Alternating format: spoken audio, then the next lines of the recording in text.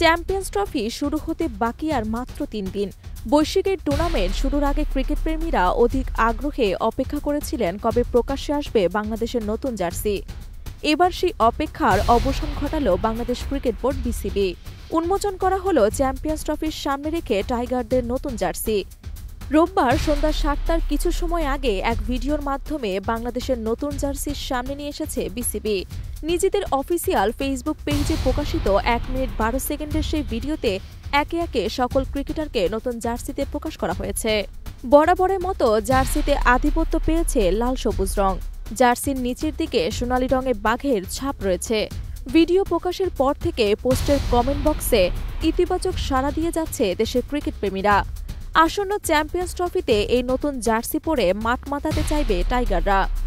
উল্লেখ্য, আগামী ১৯ ফেব্রুয়ারি থেকে পাকিস্তানের মাটিতে হবে চ্যাম্পিয়ন্স ট্রফির আসর।